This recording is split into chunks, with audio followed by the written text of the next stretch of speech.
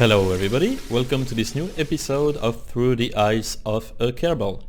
Today's episode 3. Last time we successfully launched a Kerbal into orbit around Kerbin, and today we'll continue by launching a probe to gather more science and also try to attempt moon flyby, hopefully. But before that, our scientists are very hungry for science, so we will send this big sounding rocket into high space, and we conveniently slapped 4 of these material study on top of each other, one for low atmosphere, high, low space and high space. And we've got a return sample capsule on top of it, which will bring all this juicy data back home.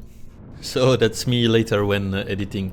Yeah, this launch was a success until it wasn't. It was actually our first failure due to bad decision made from the flight director. So now I'll let you enjoy the catastrophic failure with the old me flying this.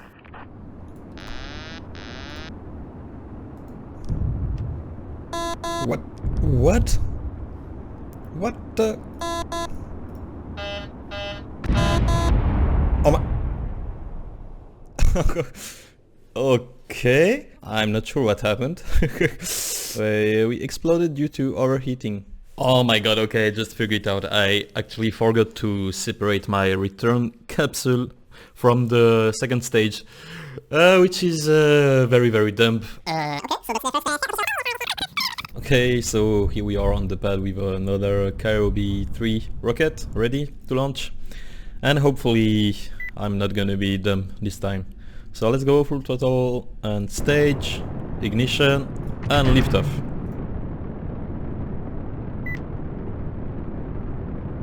Oh, and you maybe noticed our space program now have some really elegantly designed flag to reflect his intentions in exploring space. Yeah, that's ugly, right? I love it.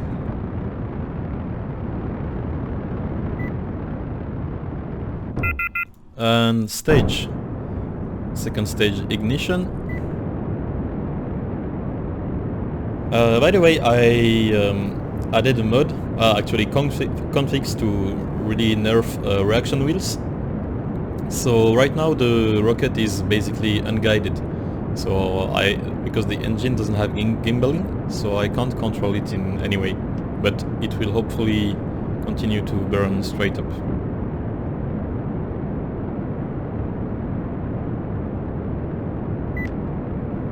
We will now jettison the fairing, and boom!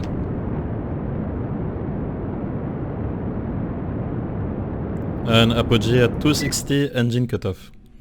Okay, engine shut down. And this time, I won't forget to separate my spacecraft.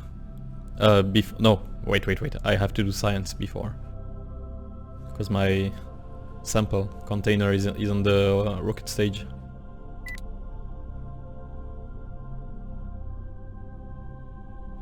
Okay, we will now separate from the second stage.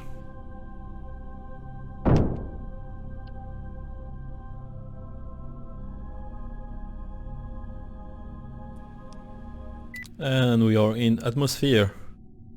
So hopefully it will go right this time. We are well aligned in the retrograde vector.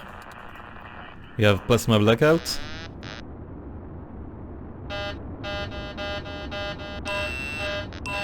Oh, whoa.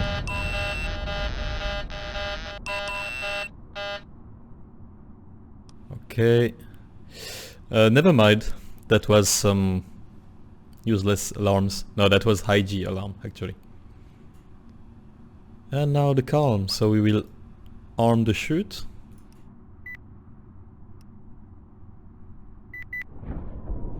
Chute deployed. And main chute deployed. And as predicted, we are above water. Or at least east of KSA, I'd guess. Yeah. Altitude warning.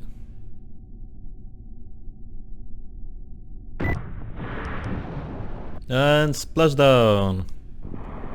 Mission success. So that little trip gave us a bunch of science, which is really nice, and we will gratefully use it to unlock new nodes. So here we'll unlock the next launch will be Kairos 1, which will be our first scientific, polar and solar satellite. So we have a 3-stage rocket, booster, first stage, new engine, the Serie liquid fuel upper stage engine, and then the satellite itself has solar panels, antennas, so this will serve as well as a communication relay, RCSs, and some scanning instruments for altimetry, biome and resources. Already ready to launch, so we're on the pad, and this time the rocket is facing north, as we will launch in a polar orbit. Okay, everything is ready, full throttle, stage, ignition, and liftoff. This isn't working, that's bad. Okay, 100 meters per second vertical velocity, I'm pitching down, starting the gravity turn, and I'm aiming for 350, 355 heading to go into polar orbit. And that's booster. Booster is discarded. Continuing my gravity turn, now Perips is in space. And second stage, ignition. Oh! Oh no!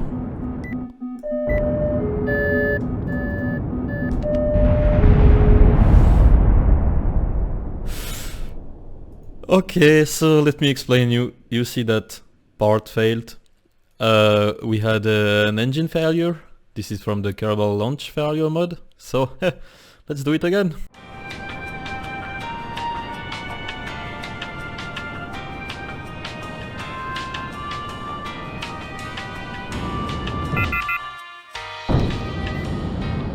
Okay, so this time the Serie engine did ignite successfully. It makes me feel better. And oh,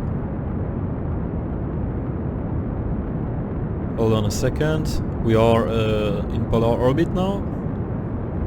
That means a good inclination, 90 degrees inclination.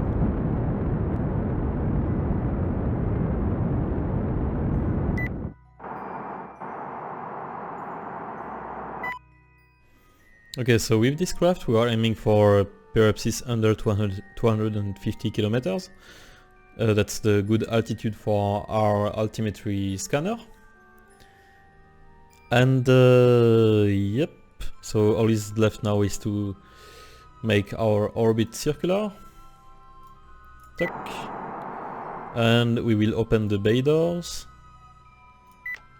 Yes.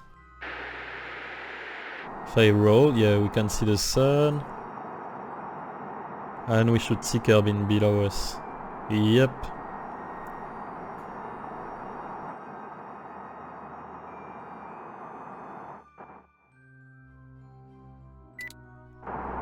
"20 seconds to periapsis and ignition."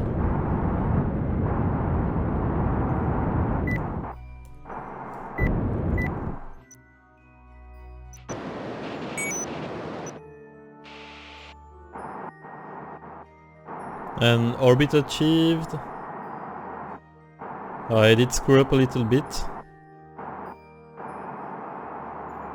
Perhaps this is too high, so let me correct that.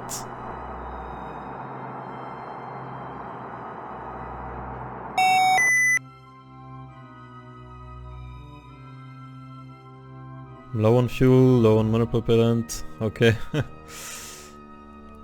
So let's start the scanning. Let's also deploy the antennas. Antenna deployed. And now we need to align our solar panels to the sun. Because right now, as you can see, we are losing electric charge. So for that, I will roll. And with this camera I can align myself to the sun. Hopefully. While checking the charge output here. Okay, so I can't see the sun.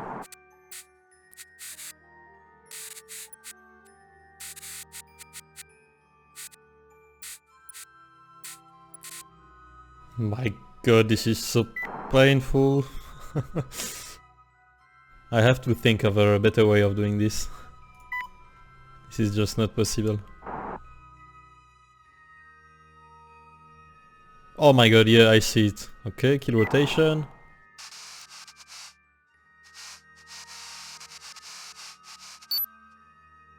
And we are full charge in battery. And align with the sun. Oh, look at this view. We are losing quite a bit of visual enjoyment while flying in the cockpit, I have to admit. So as you can see, this is deployed, this is currently scanning, and this is aligned to the sun. Perfectly. One last step, I will change this to stay with the sun. That means my vessel is gonna stay persistently aligned with the sun for the solar panel to keep charging. Okay, so we will monitor this mission later, and I will take a bit of this bud plant to help for the stress. So after this quite painful mission, we can enjoy the scanning being completed by time warping and watching the map being filled with new data. So after a few days, the first batch of altimetry scanning is done, and we will now jump back to the spacecraft to change its orbit and start the new scanning. So here we are again with Kairos 1 with this beautiful view. We will now perform a burn to change his orbit. Okay, so we are facing prograde and ignition. Engine shutdown, apopsis is above 300 kilometers, which is what we need. And now we have to circularize this. 4, 3, 2, 1, ignition and shutdown. Okay, so we have good orbit again. And all is left now is again to align to this bloody sun. So let's do it.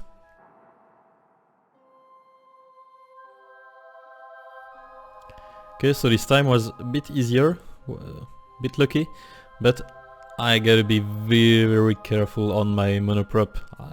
It's like almost out, it makes me really nervous.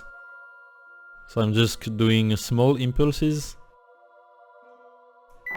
and then stopping the rotation. Okay, good enough. Turn this off, turn this off, turn on SAS. So mission complete again, and as you can see everything is right. We are facing the sun, the camera is facing space and not Kerbin, but that's not a problem to KSP, so I call it a day. Oh, and by the way, I checked my resources and just look at the monoprop land. So yeah, that was pretty close. And finally the scanning is complete. So that's done, and that's 2 more contracts completed with sweet money for us.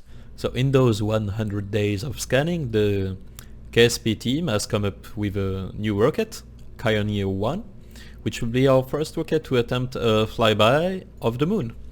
So it's the same launch vehicle. Here's the spacecraft. It has solar panels everywhere and uses RCSs as its main propulsion. This gives it about 400 meters per second delta V, an antenna to communicate from the moon, science, and a camera. To be able to launch this rocket, we will need to upgrade the VAB and also the tracking station, because we want to use maneuver nodes now. And as we can see, we are pretty broke, but hopefully the Pioneer 1 craft isn't that expensive, but we cannot afford to screw up this launch. Otherwise, yeah, I don't know. And the rocket has been rolled out the pad, and we shall launch soon, and as you can see, there is some pretty cool update here, as we now have data on the map of Kerbins. We can have it here and in multiple flavors. So resources, this is altimetry, and this is biome map.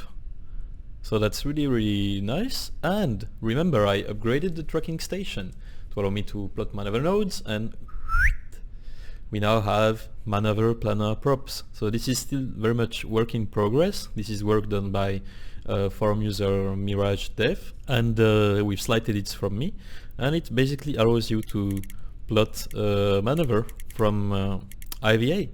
With the time, you can select radial, all the components, and just click this button and it will create a maneuver node for you, which is glorious. We are now ready for takeoff, and full throttle, ignition in 3, 2, 1, ignition and liftoff.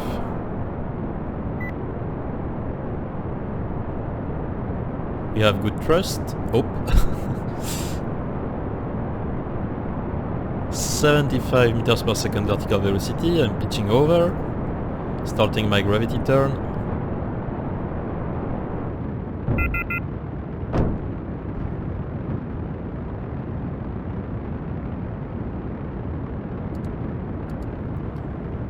First stage engine cutoff. Stage. Ooh, it was pretty. Okay, good thrust on the second stage. And engine shutdown. So we'll take this occasion to look at the maneuver planner. So we have apoapsis in 2 minutes, so I'm increasing the minutes here, as you can see. Minutes plus 1, plus 2. And we'll see how much delta V we need to enter orbit.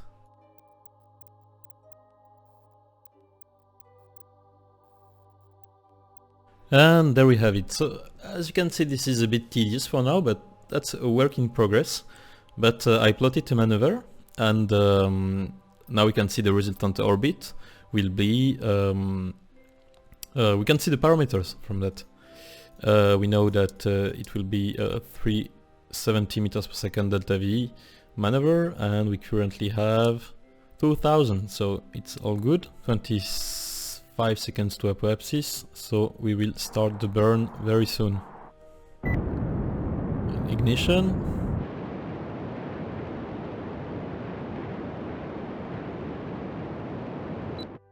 And engine cutoff. Clear the node. So now we are in orbit. We'll select the moon as our target.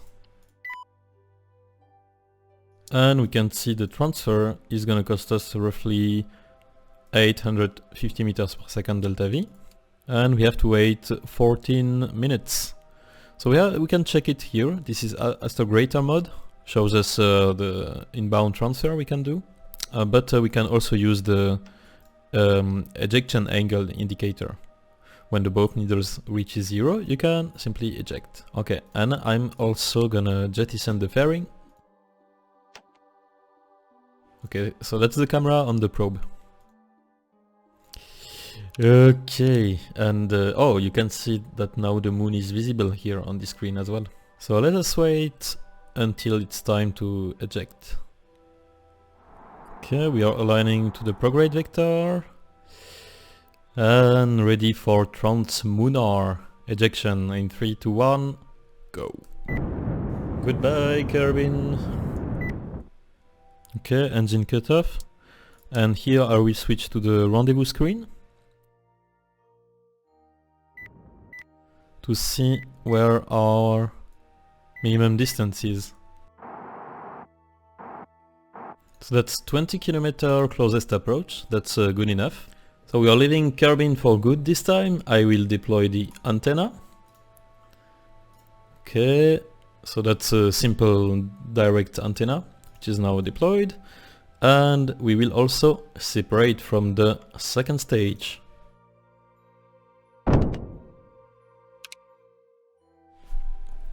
I will thrust forward a bit with the RCS Now we just have to wait a couple hours until we reach the moon. Just want to show you the spacecraft real quick. Yep. And we have entered Moon SOI. So first flyby of the moon. Let's check our orbital data. Periapsis is not good because it's under the ground. So let's change that real quick. Put it to 15 kilometers. And let's do our first batch of science and transmit. Contract complete. Back at the KSC, the engineers figure out we could have enough delta V to enter an orbit around the moon. So they offered us a new contract, which we'll accept now, and attempt to do so. So we are back in Pioneer 1 mission control room, and I plotted a maneuver with the time set to match our time to periapsis, so in 1 hour and 30 minutes, as you can see. And the resultant maneuver will put us in a low moon orbit with an apoapsis of 30 kilometers, and that will cost us 260 meters delta V, which we should have because with the math I did, it was like 400 meters per second delta V with the RCSs. Okay, so now we just have to wait. I aligned the spacecraft to the retrograde vector and in the correct roll position. I hope this is correct, so that this camera, which is facing radial in, like a ventral, will face the moon surface, so we can get pretty pictures of it. And there we go. Isn't that beautiful? First live image from the moon. So there's a great deal of excitement back at KSC, and everybody is hoping that we'll be able to manage orbit. Perhaps this is in less than 1 minute, so we will start the capture burn right now. Full throttle and ignition. We are still hyperbolic. Okay, we captured. We are in orbit. 190 to go.